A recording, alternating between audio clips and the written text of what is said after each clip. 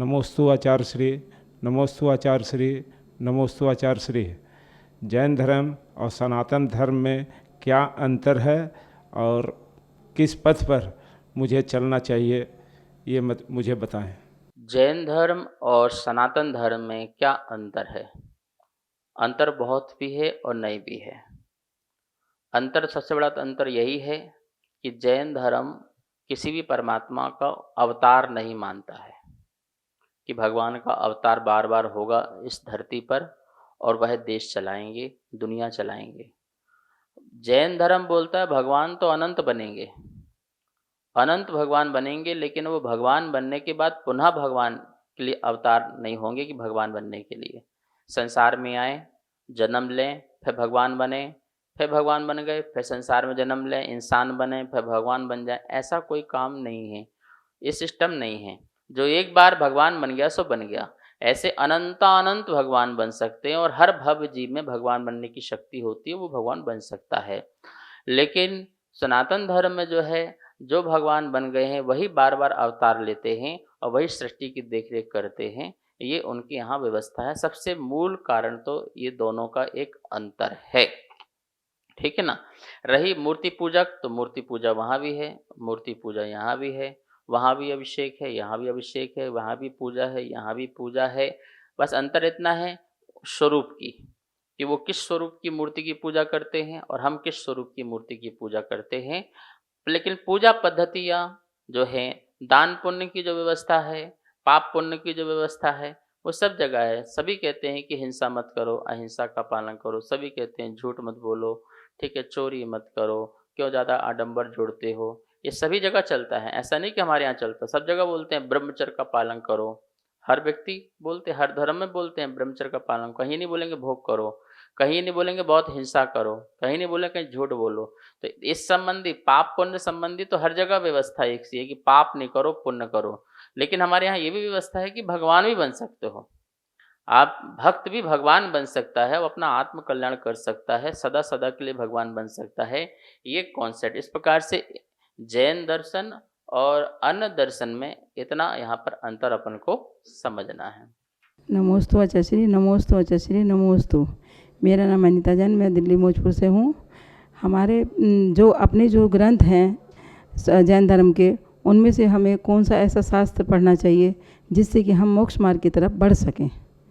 नमोस्तु आचार्य श्री। स्वाध्याय में प्रवेश करना चाहते हैं और हमें कौन सा ग्रंथ पढ़ना चाहिए? मैं तो यही कहूँगा, सबसे पहले आपको प्रथमानुयोग संबंधी ग्रंथों को पढ़ना चाहिए।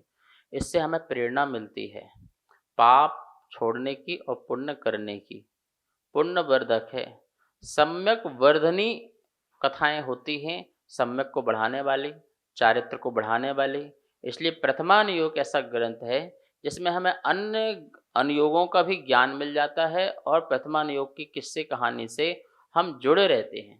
ऐसा लगता है कि ये सब लाइफ हमारे जीवन में भी हो रहा है, चल रहा है और हम इसका अनुभव कर रहे हैं। तो प्रथमानुयोग के ग्रंथ हैं। तो आदिनाथ पुराण जो ग्रंथ है सबको पढ़ना चाहिए, और एक बार नहीं, 2, 3, 4 बार पढ़ना चाहिए, क्योंकि जितना संस्कृति का वर्णन आदिनाथ पुराण में है, आचार्य जैन सेन स्वामी ने जितना बड़ा काम किया है, 2 वॉल्यूम में छपा हुआ है भारतीय ज्ञानपीठ से, उसे पढ़ना जरूर चाहिए। पूरी जैन शासन की विरासत और जो इतिहास यदि कहीं मिलता है तो वो आदिनाथ पुराण में मिलता है। उनकी तो भावना ये थी कि मैं ऐसे 24 तीर्थंकरों के लिखूं, लेकिन आयु पर में इतना बड़ा नहीं था कि 24 तीर्थंकर के लिख सकते। उनकी शिष्य परंपरा में गुणभद्र स्वामी, उन्होंने उत्तर पुराण लिख करके 23 तीर्थंकरों का पुराण लिख दिया, तो पूरा का पूरा दोनों मिला के महापुराण बन गया।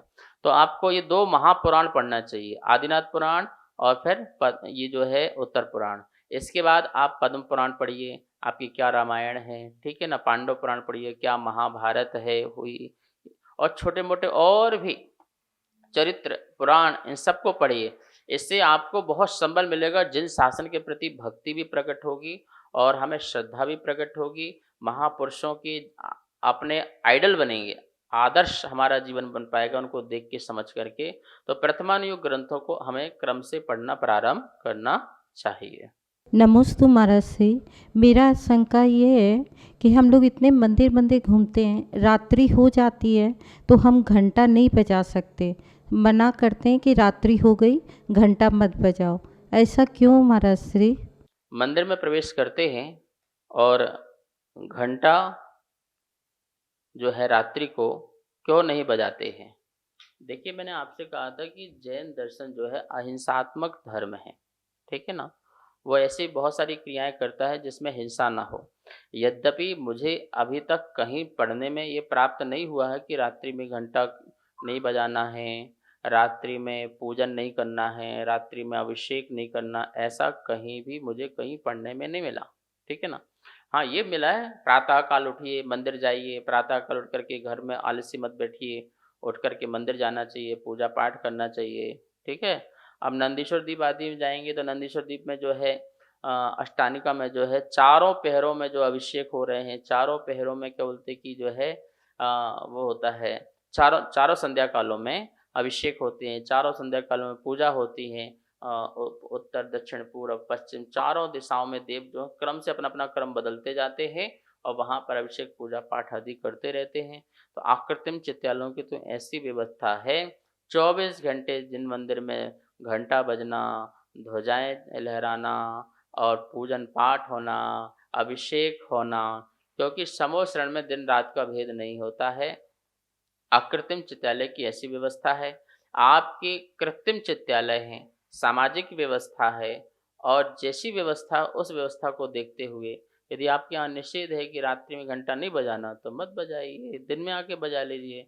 आपके यहाँ निषेध है कि रात्रि पूजन अभिषेक नहीं होना चाहिए तो मत कीजिए, और कहीं होता है तो वहाँ का निषेध मत कीजिए। अपनी अपनी सारी व्यवस्थाएं हैं। कुल मिलाकर के हमें प्रभु से जुड़ना है, कुल मिलाकर के हमें देव शास्त्र गुरु से जुड़ना है, चाहे वो दिन हो चाहे रात हो। त्रिकाल वंदना त्रिकाल पूजा का वर्णन मिलता है शास्त्र में। साधु को बोला गया त्रिकाल वंदना करना है। त्रिकाल वंदना करना तो क्या करेंगे भाई, ठीक है ना। त्रिकाल वंदना करना है जिनेन्द्र भगवान की, तो यदि मंदिर हो तो त्रिकाल वंदना करो, वरना वहीं से भाव पूर्वक करो, जहाँ बैठे हो वहीं से करो त्रिकाल वंदना। त्रिकाल पूजा करो, 3 बार उठ के बैठ के नमोस्तु नमस्कार करो, ये सब मिलती है। तो जहाँ जैसी व्यवस्था परंपरा जैसी हो वैसी आप अपनी विधि के अनुसार अपना धर्म ध्यान करें, अपना आत्म कल्याण करें। कहीं कोई ज़बरदस्ती कुछ करने की ज़रूरत नहीं है। व्यवस्थाओं को संभलते हुए समझाते हुए कार्य करें, इस बात का ध्यान रखना है। तो वर्तमान में यदि पद्धति चल रही है कि रात्रि में घंटा नहीं बजाना चाहिए तो मत बजाइए। आप सुबह से शाम तक बजाओ ना, कितना टाइम है, आप बजाते रहिए। तो अब बहुत सारे कारण बताए जाते हैं, रात्रि में घंटा बजाओगे तो कोई पक्षी बैठा है उसको एकदम से डर लगेगा, वो गिर जाएगा, मर सकता है। घंटे के अंदर कोई जीव जंतु आके बैठ गया हो, रात को अपना विश्राम कर रहा हो, आपने बजाया तो वो मर सकता हो। सही भी है, तो आप मत कीजिए, ठीक है ना। इस कार्यक्रम के पुण्यार्चक थे